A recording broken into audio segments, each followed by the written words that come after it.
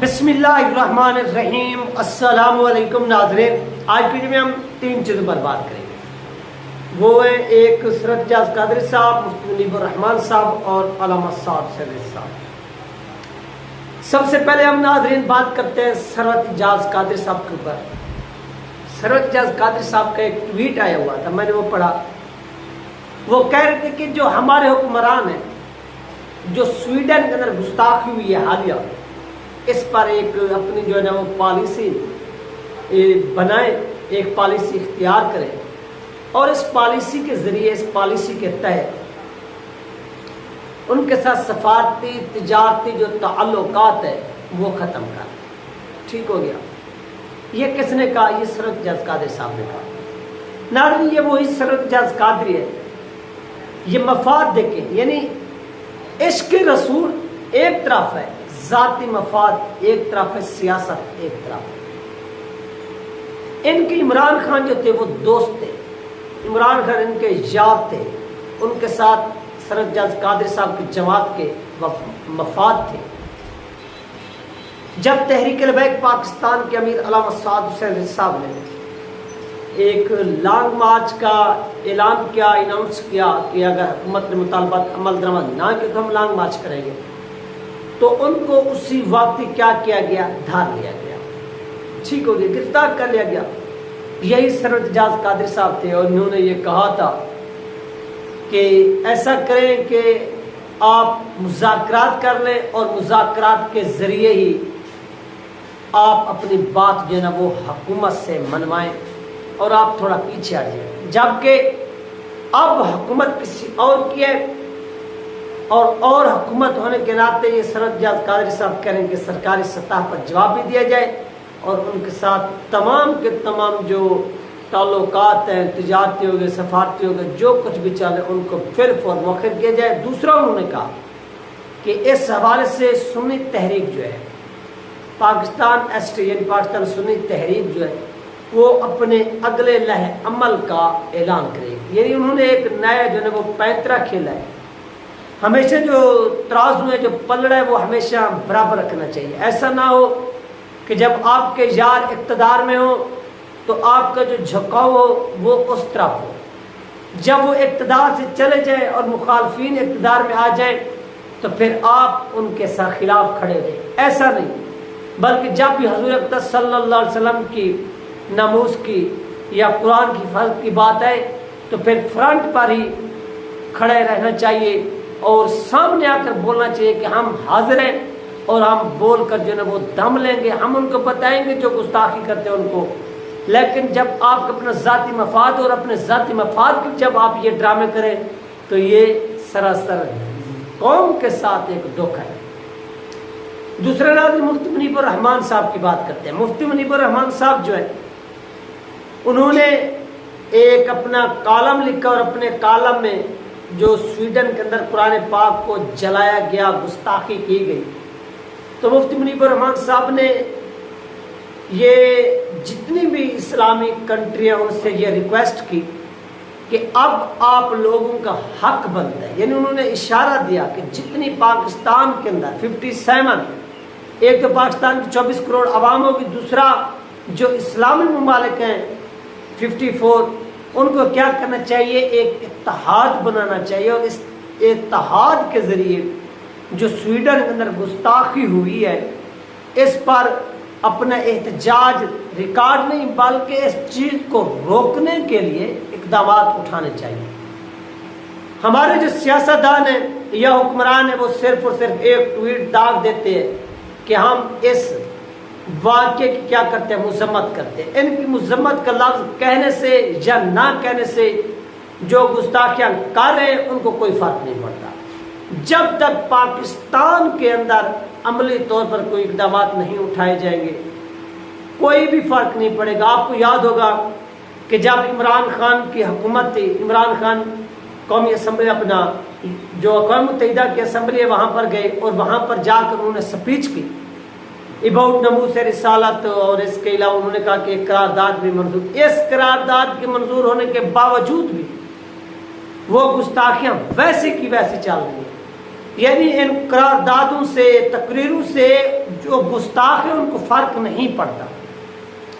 ان کو جب بھی فرق پڑے گا جب آپ کیا کریں گے، نور الدین زنکی والا اور صلاح الدین ایوبی والا جو طریقہ کار ہے وہ اپنائیں گے، تب جا کر کیا پڑے گا، گستاخوں کو فرق پڑے گا.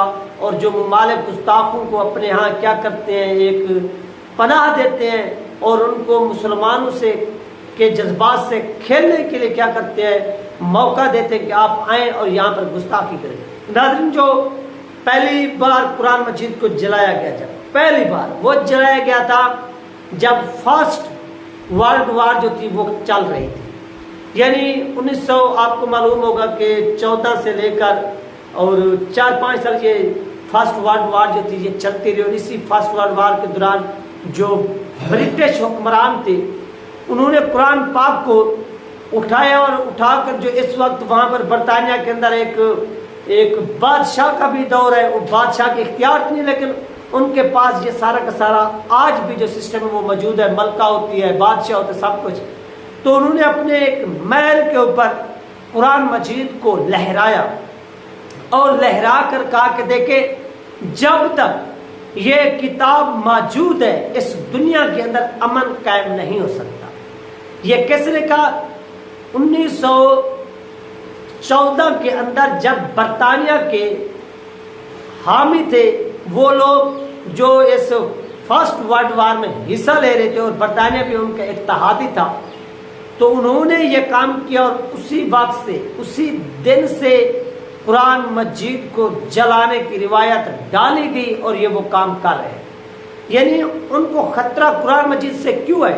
ان کو خطرہ ہے کہ قرآن مجید جہاد کا درس دیتا ہے. اگر مسلمانوں نے جہاد کرنا شروع کر دیا تو ہمارے لیے یہ ایک خطرہ بن جائے گا. ناظرین، ہمیشہ ایک بات دیکھیے، جو کافر ہے نا، بعض دفعہ لوگ کہتے ہیں کہ دیکھیں اس دنیا کے اندر جو غیر مسلم ہیں وہ عیاشی کر رہے ہیں اور جو مسلمان ہیں وہ کیا ہو رہے ہیں، ذلیل و رسوا ہو رہے ہیں یا تنگ دستی کی زندگی گزار رہے ہیں، ان کے پاس سہولیات نہیں ہے. نمبر 1 ایک چیز آپ اپنے ذہن میں رکھیے کہ آپ بطور مسلمان ہیں، جبکہ جو غیر مسلم ہے، حضور پاک صلی اللہ علیہ وسلم نے فرمایا کہ جو دنیا ہے وہ غیر مسلم کے لیے جنت ہے. جب جنت، پھر کیا چیز، جنت میں تو آرام ہوتا ہے، سکون ہوتا ہے. تو اس وجہ سے کافر کے لیے جو دنیا جنت ہے وہ ہمارے سے سکون سے زیادہ زندگی بھی گزارے گا. اس کے پاس رہنے کے لیے، اٹھنے کے لیے، بیٹھنے کے لیے، سفر کرنے کے لیے تمام جو چیزیں وہ مہیا ہوں گی، میسر ہوں گی اور عالی شان ہوں گی، اور وہ عیش و عشرت سے زندگی بھی گزار رہے ہوں گے. اور مسلمان جو ہیں ان کے لیے مشکلات بھی ہوں گی اور یہ مالی طور پر کمزور بھی ہوں گے، کیونکہ مسلمانوں کی جو دنیا ہے وہ اگلے جہان میں ہے، اپنا جنت جو ہے، جبکہ غیر مسلموں کی جو جنت ہے وہ یہ دنیا ہے. یہ فرق ہو گیا.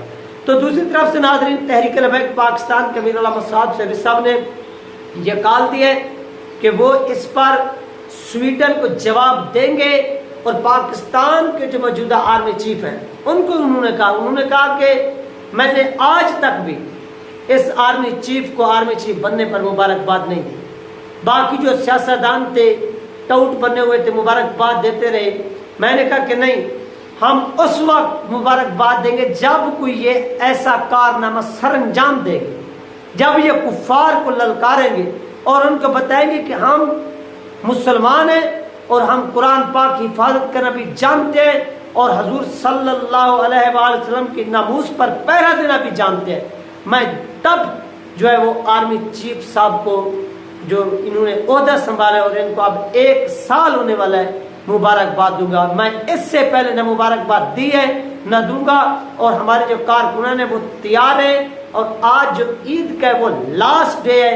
انشاءاللہ اس کے بعد ہم اپنے اگلے لائحہ عمل کا اعلان کریں گے اور اس سویڈن کو بھی بتائیں گے، اور سویڈن کے ساتھ ساتھ دنیا کے اندر جتنے بھی گستاخ ممالک ہیں جو گستاخوں کو پناہ دیتے ہیں ہم ان کو بھی بتائیں گے. اور یہ ایک ایسا تاریخی لائحہ عمل ہوگا، ایک ایسا کام ہوگا کہ دنیا بھی یاد رکھے گی، اور جو پاکستان کے اندر گونگے بہرے حکمران بیٹھے ہیں یہ بھی یاد رکھیں گے. انہوں نے کہا کہ مذمت کرنا یہ حکمرانوں کا کام نہیں ہے، یہ ہم جیسے لوگوں کا کام ہے جن کے پاس اقتدار نہیں ہے.